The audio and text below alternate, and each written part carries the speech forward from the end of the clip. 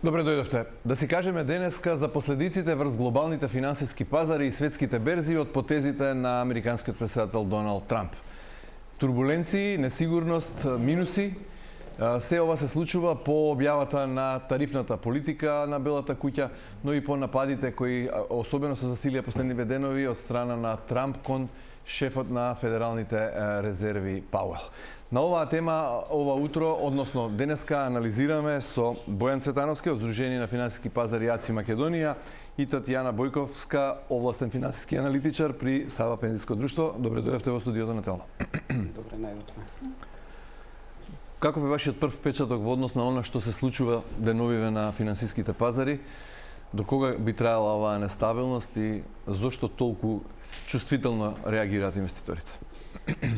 Вака, најпред благодарно за поканата да учествуваме во емисијата и да ги споделиме нашите видувања. Навистина се интересни времињата и секогаш убаво да размениме мислења и да ги искомуницираме нашите ставови.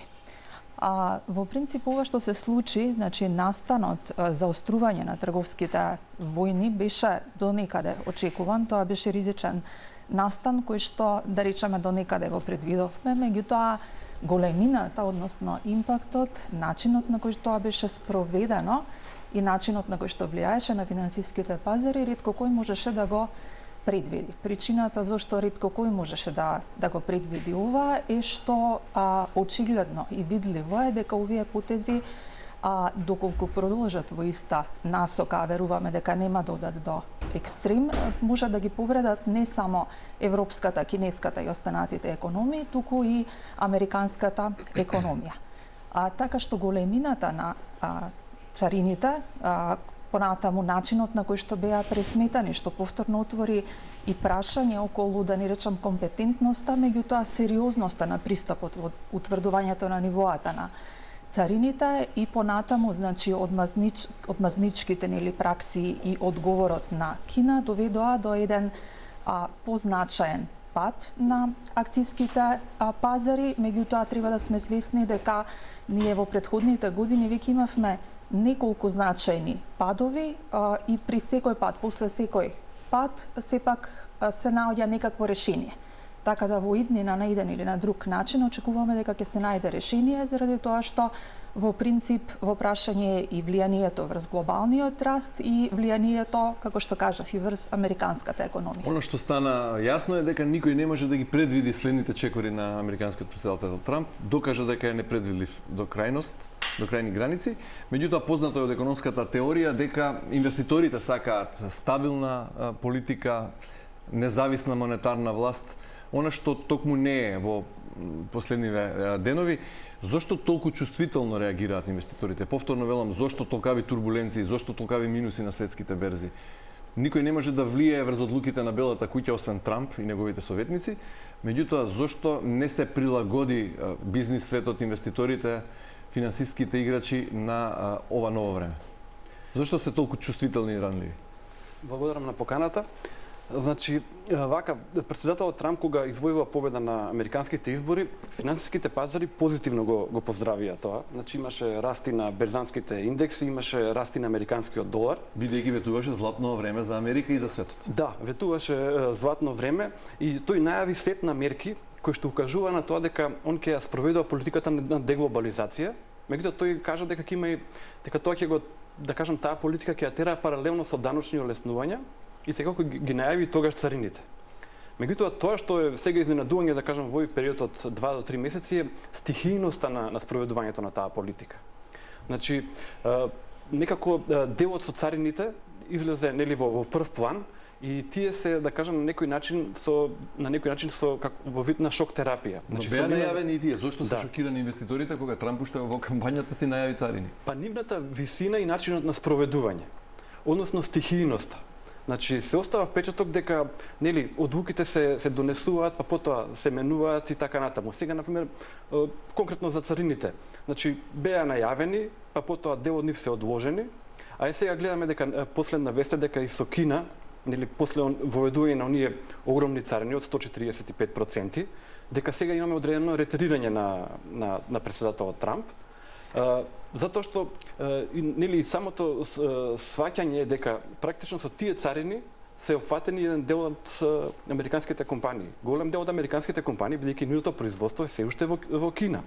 Добро, дали е сега ова алиби за неочекуваните, односно неуспешни економски политики во првите неколку месеци од вториот мандат на Трамп, нападите врз шефот на Федералните резерви Джером Пауел, имајќи предвид дека токму Трамп го назначи во првиот мандат истиот човек, сега го нарекува најголемиот губитник, господин Доцна, и не се согласува со неговата одлука да не ги намали повторно каматните стапки.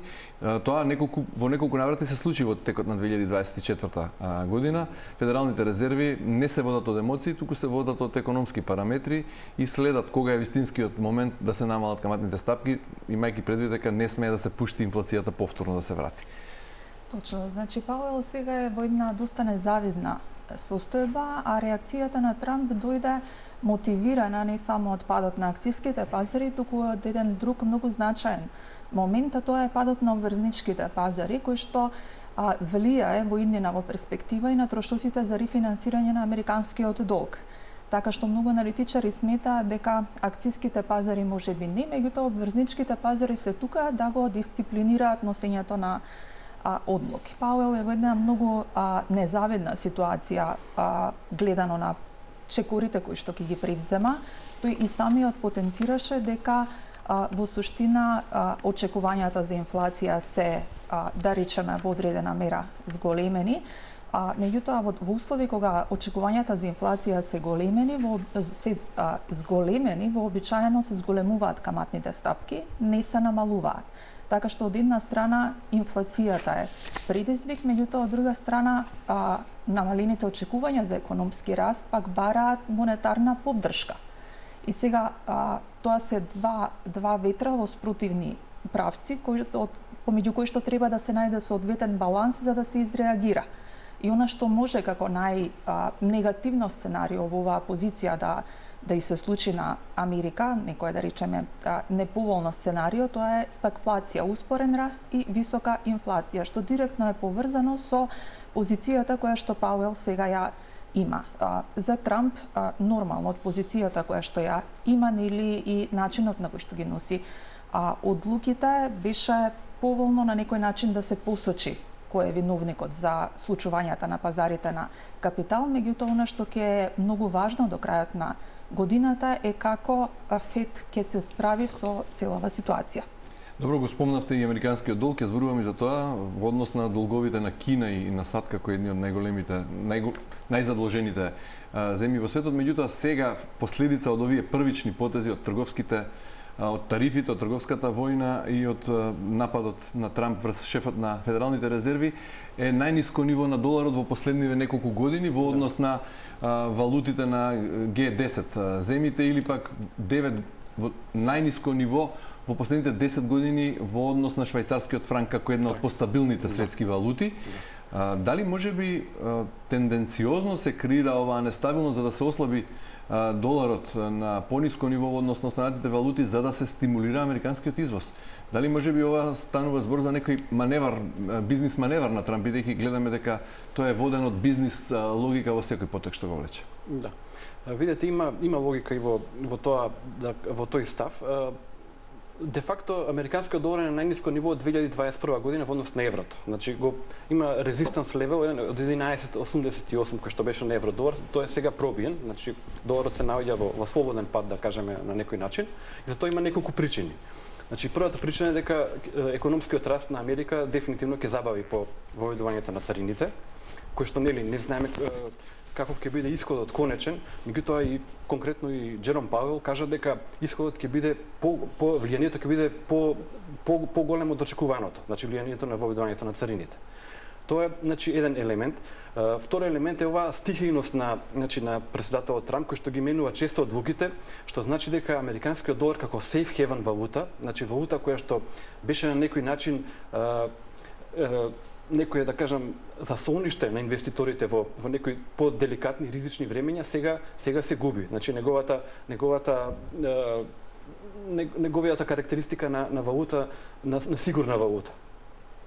И дали ова станува збор за процесот на дедоларизација? Да. И во кој свесно учествува и самиот САД? Апсолутно, видите, додатно на ова да кажеме е фактот дека се има збор на финансиските пазари има податок дека и Кина во изминатите месец-два започна да продава американски долари и започна да ги продава и хартиите од вредност кои што таа ги држи. Значи тоа е додатен фактор. Меѓутоа во насока на зголемување на извозната конкурентност на САД, меѓутоа и во насока на намалување на реалната плата на вработените во САД во глобални услови. Бидејќи ние треба се потсетиме дека идејата за реафирмирање на производството во САД, односно за рестартирање, значи компаниите се вратат да произведуваат во САД, и имаше уште председателот Обама кога му кажа на Стив Џобс, кој што беше тогаш на чело на Apple, му кажа дека би сакал iPhone да се произведува во САД.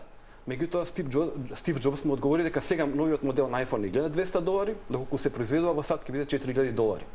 Значи мораме да имаме во предвид конкурентноста на американската економија во насока на вредноста на платите, бидејќи дали ова ќе зајакне конкурентноста на американската економија? Овие сите потези што ги влече Трамп. Видете, на долг рок да, меѓутоа сепак овие да кажам сега се наоѓаме во еден период деликатен, компликуван, кој што исходот се уште не може да се процени. Значи, потегот со царините на Трамп, кој што беше, да кажам, нели, на некој начин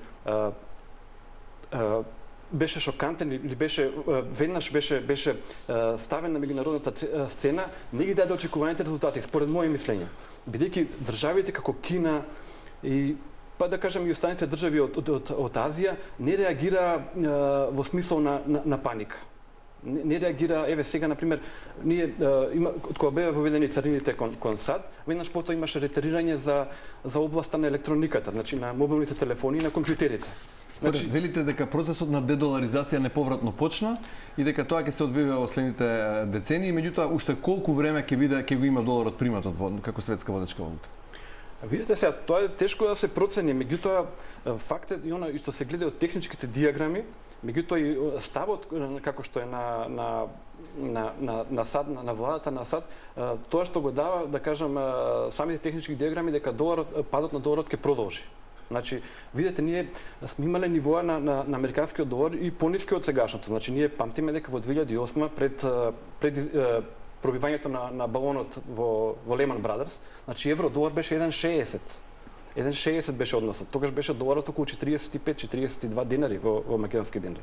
Така да може да се каже дека доларот сега од состојба на преценетост преоѓа во некоја рамнотежна состојба. Значи, ја уште се не би го ова карактеризирал како некое панично распродавање на американскиот долар. Ова е фактички враќање кон некоја негова средна вредност, гледано во долгорочни вредности во однос на еврото, па и во однос на другите валути.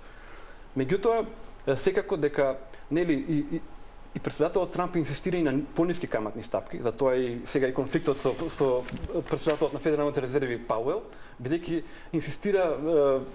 Трамп инсистира каматните стапки да се намалат. Добро, во вакви услови на нестабилност голема и на високи турбуленции на светските финансиски пазари, што прават водечките инвестициски фондови, големите пензиски друштва кои управуваат со милиони капитал на вашите клиенти? Какви анализи прават кога тешко се анализира ситуацијата, во кој правец оди светската економија, дали станува збор за голема геополитичка економска војна за останување на доминантен на светската сцена или пак за некое поголемо поместување, и можно ли е тоа да се случи без поголеми потреси, да заврши само на економска војна и на технолошка индустрија, на ниво на војна на технолошката индустрија, а да не стане збори за, например, не дај Боже, трета светска војна? Во принцип, она што е многу интересно како поим кој што се повторува последниве недели помеѓу големите светски аналитички куќи и најголемите управувачи со средства, дали пензиски, дали инвестициски, дали хедж фондови, е флуидност и комплексност на ситуацијава. Значи, дури истото го забележуваме и во ревидираниот World Economic Outlook, кој што вчера го објави Меѓународниот монетарен фонд, кој што направија нешто што го прават многу ретко, можеби и прв пат го прават, односно истите проекциите кои што ги наведоа, за прв пат кажа дека тоа не е бейслайн сценарио, дека не е тоа основно сценарио, туку дека тоа се референтни проекции, токму заради тоа што нестабилноста и неизвестноста која што се гледа во процесот на носење на политики на највисоки нивоа кај највисоките економии, конкретно кај во Соединетите Американски држави, едноставно ги става аналитичарите во позиција да одстапуваат од конкретни проценки, затоа што станува збор за одлуки донесени од една администрација кои што е многу тешко да се предвидат. Лесно е ако се знае во која насока се оди, тогаш е многу лесно за едуцирани тимови да ги предвидат последиците. Но во случај кога е тешко, тогаш се покажува и успехот. Како тогаш ќе се управува со толкави средства и со толкави пари? Се управува на начин на кој што се гледа кои се тие потценети инструменти кои што на долг рок на еден или на друг начин мора да имаат позитивно влијание од глобалните мегатрендови, заради тоа што да не заборавиме покрај геополитичката дефрагментација и поларизација на светот, ние имаме глобални трендови кои што нема да се опрат. Тука се дигитализација, тука е старење на населението, тука е понатаму вештачка интелигенција која што ќе допрва ќе ги гледаме ефектите и во доменот на здравството и во сите сфери од нашиот живот. Имајќи го предвид се ова што зборувате, по 10 години може ли некој да каже колку би била цената на ресурсите, например, на енергенсите, например, на нафтата, на струјата? Може ли некој да каже колкави би биле индексите на водечките светски берзи? Како би се одвивало таа смисла и во сенка на ова се што го зборуваме, македонскиот берзарски индекс, кој да не заборавиме дека вчера и завчера е на второто најниско ниво во 2025 година по 7 април, кога исто така беа воведени царините, па имаше голем пат. Точно, значи за нештата ќе станат појасни во втората половина од годината. Она што сега може да се прави кај инвеститорите, наоѓање на можности прво како да се заштити портфолиото, значи преку изложеност кон дефанзивни сектори и така натаму во услови кога да речеме конкретно во нашиот случај хеџирање не е дозволено, инвестирање во средства кои што нудат најповолна заштита од инфлација исто така директно не е дозволено, меѓутоа наоѓаме начин индиректно да се изложиме во согласност со законските критериуми, меѓутоа би било неповолно и неблагодарно во овој момент да предвидуваме што ќе се случи за 10 години. Веројатно како го штитите капиталот на вашите клиенти во моментот? Инвестирате во злато, во недвижности? Имаме во недвижности, не можеме и не смееме во злато директно да инвестираме, меѓутоа конкретно заради неможноста директно директно најдобра изложеност веројатно преку фјучерси би обезбедила кон порастот на цената на златото, меѓутоа конкретно имаме инструмент во портфолиото кој што содржи компании кои што се gold miners, кои што чии што цени на акциите кои што ги имаат издадено се високо корелирани со цената на златото. Понатаму имаме тука дефанзивни сектори исто така и имаме да речеме и самата позиционираност на портфолиото во нашиот случај не со толкава изложеност кон бурните светски движења како што се да речеме портфолијата на големите светски управувачи со средства, од причина што нас регулативата ни наметнува минимум 50% да бидеме изложени кон домашни обврзници кои согласно важечката регулатива за вреднување се изолирани од сите овие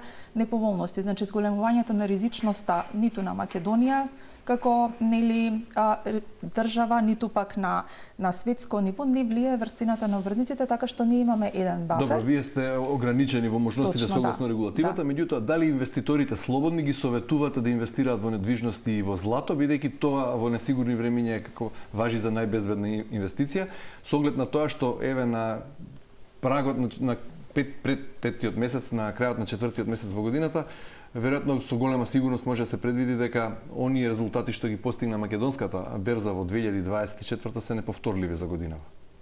Во нашиот случај ние ги инвестираме средствата на членовите, значи не станува збор за клиенти на кои што имаме можност да им дизајнираме портфолио за секој еден од повеќе од 260.000 членови, значи инвестираме согласно мандат. Така да како друштво за управување со пензиски фондови, ние единствено што смееме, единствена дејност ни управување со пензиски фондови, не и давање на инвестициски совети, меѓутоа во делот на македонската берза ние имавме значителен раст на акциите кои што се дел од МБИ индексот и општо земено на македонските акции во 2024 година, така што корекцијата од почетокот на годината, инвеститорите кои што биле во последниве години инвестирани во домашни акции ги нема погодено, и друга работа е што лимитирана е можноста за позначајно пренесување на кризни светски влијанија на домашната берза, од причина што пазарот е релативно плиток. Значи немаме тргувања на кои што може да се одрази и да влезе целиот ризик перцепиран, да влезе во вреднувањата на акциите. Бојан, дали САД под водството на Трамп ќе успее да го задржи приматот на водечка светска економија со оглед на фактот што е најзадолжена земја во светот со 34 билиони долари 36, или 125% од бруто домашниот производ? Податоците за кинескиот јавен долг се не толку транспарентни, па можеби магливо и не може да се предвиди со точност колкав е кинескиот долг, меѓутоа факт е дека и Кина старе демографски, дека има други предизвици на економски план и на политички план, и со оглед на целокупната ситуација можеби нема да оди на предвидување дека во наредните 2 децении ќе успее да му го скине скалпот на САД како водечка светска економска сила, и дека всушност ова што се случува сега е таа трета светска војна што се води на овој начин. Видете, американскиот долг е највисок моментално во историјата. Значи, тоа е 36 трилиони американски долари. Значи, 36.000 милијарди американски долари. И една од задачите на Трамп, односно, ако не и примерна задача, е да го изменаџира, односно да го намали американскиот долг. И ние гледаме дека тој на тоа поле веднаш се зафати со работа. Да кажам, тоа можеби не беше толку транспарентно кажано во изборите, меѓутоа гледаме дека тој менаџира и со приходите и со расходите. Нели, за тој е ангажманот на Елон Маск во агенцијата за ефикасност, каде што се укинуваат ред на министерства, агенции и други, да кажам, институции кои што тие ги сметаат како трошок. Значи, ќе мора да се поработи на тој дел, значи на приходната и на расходната страна на Соединетите американски држави на нивниот буџет. Бидејќи прашањето е каде оди светот по 5-10 години ако е можно да се предвиди на некој начин. Само да се докажам, факт е дека со години тој расте, особено неговиот пораст е голем од 2016 кога беше 18 трилиони американски долари, сега е 36, значи е дуплиран. И е 122% од GDP, што да кажеме во текот на Втората светска војна бил 100% тој долг. Сега, значи, тоа е, мислам дека една од примарните идеи и Трамп има поддршка во тоа од инвеститорите во САД и од, да кажеме, овие што се, нели, бизнис глобалните водечки компании. Да, бидејќи имаше некои, да кажеме, менаџери како Реј Далио кои што кажа дека Трамп треба да продолжи да спроведе оваа политика, бидејќи ако не се направи нешто во спротивна насока на намалување на долгот, може за неколку години Америка да има проблем со финансирањето. Затоа што 36.000 милијарди американски долари се распространети во светот во вид на хартија од вредност. Меѓутоа, голем број на финансиски институции имаат тие купено хартија од вредност и веќе ги имаат исполнето лимитите, значи веќе нема да има кој да го финансира американскиот долг. Така да јас мислам дека ќе има поместување во таа насока и тоа е во склопи на овие, да кажам, политики кои што ги спроведува претседателот Трамп. Сега можеби во овој, да кажам, во прво време тие можеби делуваат како радикални, меѓутоа веројатно некој трнлив пат ќе мора да се помине за да се консолидира буџетот на САД. Бојковска, како ова се ќе се одрази врз македонската економија, имајќи ги предвид нејзините перформанси, и кога тоа би се одразило и во реалниот сектор, односно би се почувствувало и во Македонија? Се во ова што се случува како нестабилност во светот. Ние реално нашата трговска размена со Соединетите американски држави не е на нивоа кои што би биле проблематични, меѓутоа имаме значителни нивоа на трговска размена со европски држави кои што дефинитивно ќе бидат на некој начин погодени. Така што Германија, така што извозните компании ќе се соочат со одреден предизвик, меѓутоа ако ги видиме билансите на одредени домашни компании, ќе видиме дека истите имаат и географска дисперзираност на приходите. Конкретно имаме компании од здравствениот сектор кои што се изложени кон одредени источни држави и така натаму, така што многу ќе биде грануларен пристапот во определување на тоа кои компании ќе бидат најпогодени. Меѓутоа секако ако Европа биде погодена, а на некој начин ќе биде погодена заради тоа што на крајот од преговорите повторно нема да се вратат на првично ниво, царинските стапки, тоа одредено негативно влијание може да се очекува дека ќе ќе се пренесе и кај домашните компании. Значи и вие на крајот како финансиски аналитичари наместо заклучок на некој начин го разбирате ова како што и го објасни Трамп. Пациентот е болен и мора да го проголта горчливото апче за да почне да се опоравува. Видете, јас мислам и да кажеме што е ситуација сега со царините, мислам дека тука идејата на Трамп беше да зголеми приходната страна на САД, на буџетот. И мислам дека на крај ќе се заврши тоа со тоа што фактички идејата на Трамп е дел од компаниите кои што извезуваат во САД да го намалат профитот за сметка на царините во САД. Мислам дека тоа на крај така и ќе заврши со тоа што со Кина има особено компликувана ситуација и мислам дека тука они ќе имаат посебни преговори со Кина, бидејќи не треба да заборавиме дека Кина има и делегиран монетарен систем. Значи таа потценетост на јуанот со години и неговото непуштање за слободна флуктуација во финансиските пазари направи големи дисторзии во однос извоз-увоз со САД. И мислам дека тука јас веќе гледам некои сега министерот за финансии Скот Бесент дека најавува таков тип на преговори, дека треба да зборуваат и за монетарниот систем на Кина. Значи, доколку кинескиот јуан слободно флуктуира на финансиските пазари, доколку тој паѓа, расте во зависност од економските перформанси, тогаш ќе имаме еден побалансиран пристап во глобалната економија. Значи, страните на увоз на извоз ќе се менуваат со текот на годините. А вака да кажеме со години, веќе и со децени, Кина е нето извозник во цело време, а нели САД е нето увозник со тоа што создаде големи дисторзии во буџетските дефицити, во трговскиот дефицит на САД. Би сакале нешто се надоврзат? Не треба да заборавиме уште еден многу важен момент кој што се преовлекува и во најавите за потенцијално анексирање на Данска и така натаму, а тоа е моментот со ретките минерали, од кои што голем дел за Гренланд, се извинувам. Да. Се надеваме дека нема и тоа да се случи. Во принцип, значи повеќе од 60% од ретките минерали кои што влегуваат во процесот на производство на телефони, на автомобили и така натаму се произведуваат во Кина. Зборуваме за 17 вида на ретки минерали, од кои што 7 веќе се забранети, односно нивниот извоз надвор од Кина подлежи на специјални барања. И тоа е, да речеме, еден од можеби двете алатки кои што Кина ги има во преговорите со САД, што од друга страна може и да доведе до, да речеме, поголема отвореност на Америка за преговарање. Значи и на Кина и на Америка би им одговарало сепак изнаоѓање на решение, заради тоа што на еден или на друг начин испреплетени се тековите и на капитал и на снабдување со добра и така натаму. Значи тешко ќе оди процесот на деглобализација, бидејќи светот е едно. Ќе се движи во таа насока, на крај малку оптимизам. Ви благодарам, навистина беше голема привилегија да се слушнат вашите анализи на волку подготвени финансиски аналитичари како што се Тетјана Бојковски и Бојан Цветановски. Ви благодарам за учеството во емисијата. Благодариме. Благодариме.